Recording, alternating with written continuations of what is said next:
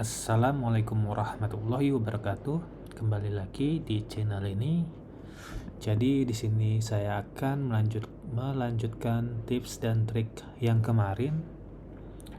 Mungkin sedikit saya review jika kemarin kita sudah mempelajari bagaimana caranya mengkonekkan file ataupun OneDrive kita yang berisi file Excel dengan Google Colapse.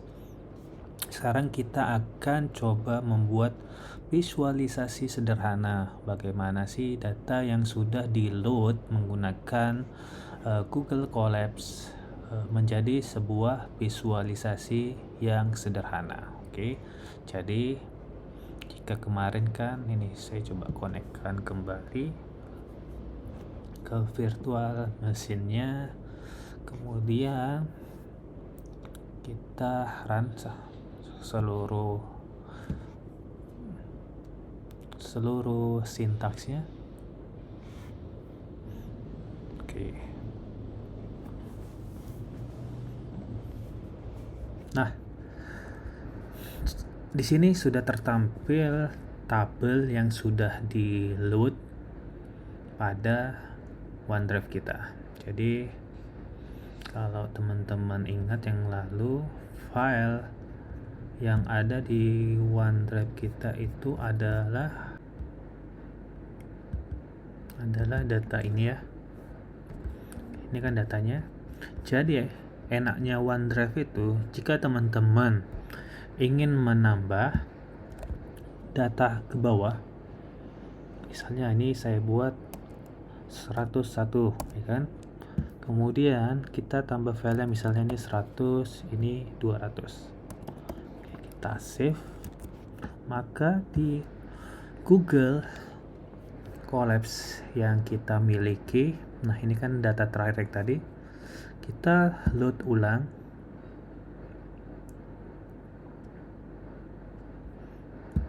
Maka secara otomatis data baru tertambah dan seterusnya teman-teman. Jadi ini sangat cocok kalau misalnya teman-teman tidak ingin repot selalu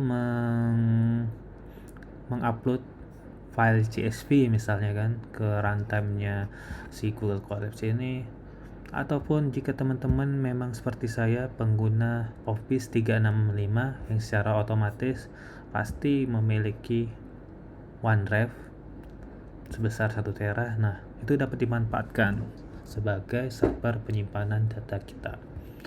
Oke, kita lanjutkan kembali. Jadi selanjutnya adalah kita akan coba mendefinisikan masing-masing variabel.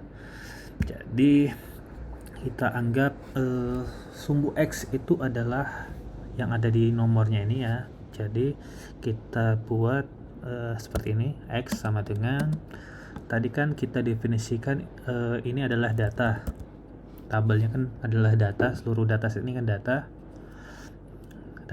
kita buka kurung tutup kurung, panggil variabel nomor. Kita coba run. Oke, kita pastikan kita coba print X.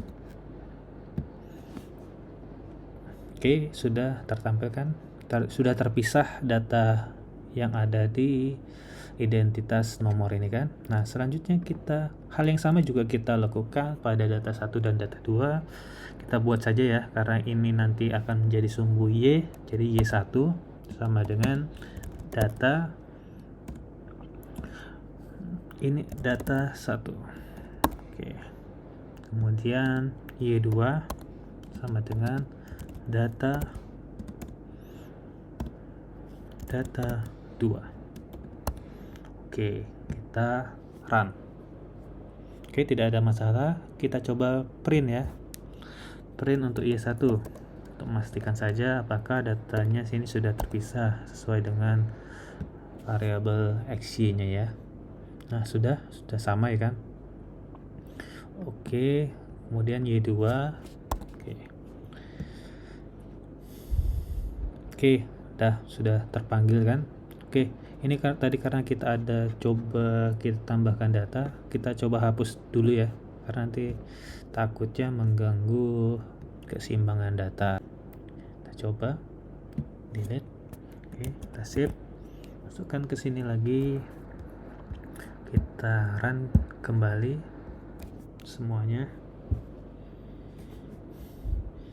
Oke, data sudah seperti awal. Oke, selanjutnya kita akan membuat visualisasi sederhana ya teman-teman. Jadi nanti jika ada waktu saya akan coba membuat grafik seperti yang ada di jurnal internasional gitu ya. Nanti akan saya coba membuat tips dan trik khusus terkait dengan itu. Nah, untuk ini yang awal-awal ini karena kita hanya pengenalan ya bagaimana mengkonekkan Google Colab, kemudian mencoba membuat grafik sederhana dari data yang kita load tadi. Kemudian nanti kita coba juga jika ada kesempatan menganalisis yang sederhana, misalnya menganalisis menggunakan korelasi Pearson ataupun kita pakai mean square error dan lain sebagainya. Ini kita coba ya.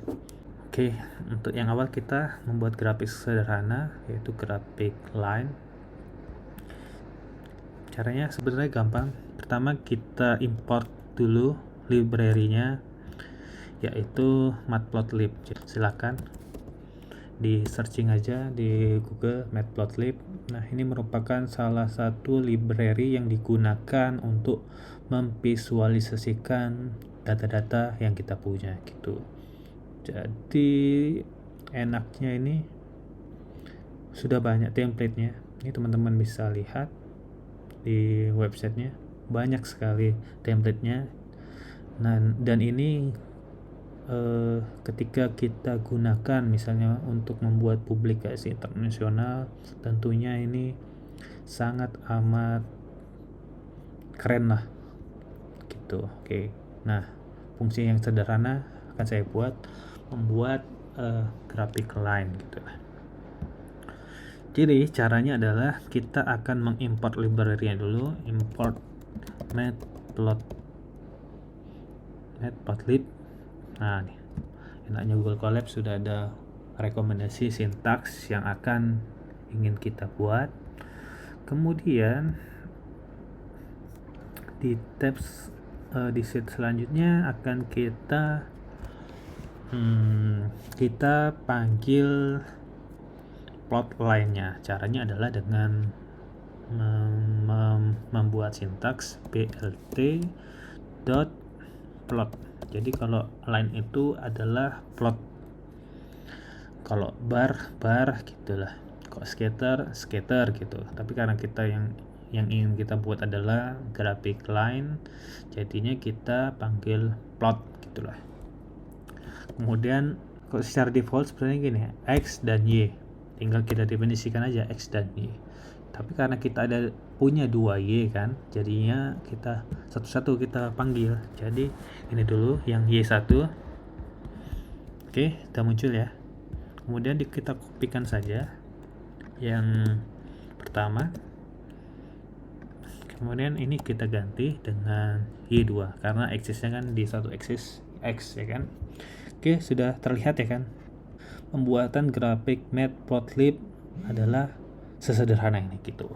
Namun yang membuat luar biasa adalah menghiasnya, misalnya berapa ukuran lebarnya, apa yang ditampilkan di dalam. Nah, sebagai contoh mungkin saya coba buka yang ini kan sama-sama line kan.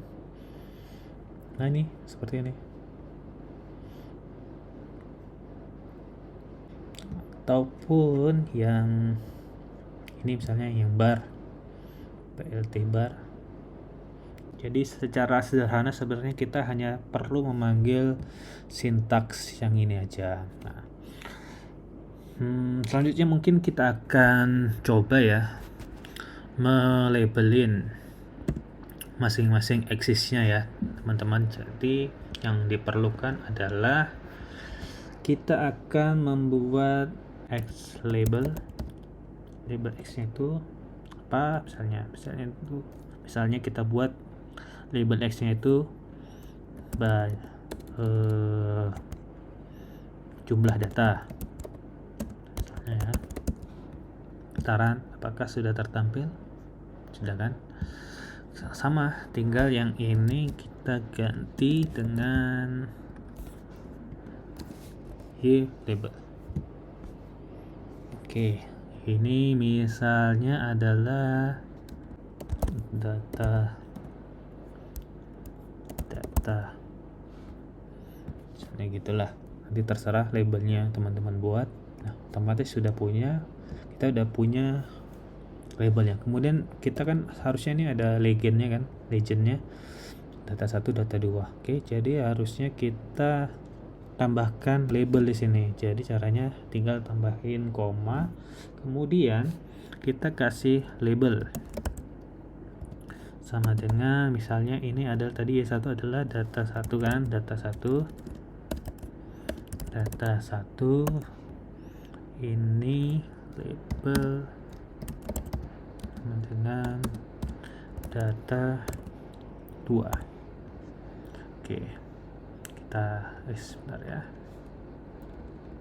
sebenarnya nggak apa-apa mau dia petik 1 petik 2 tetap bisa dibaca di Google Colabs. Oke, tidak tertampil ya datanya. Caranya biar menampilkan di dalam plot grafiknya dengan memanggil legendnya plt.legend.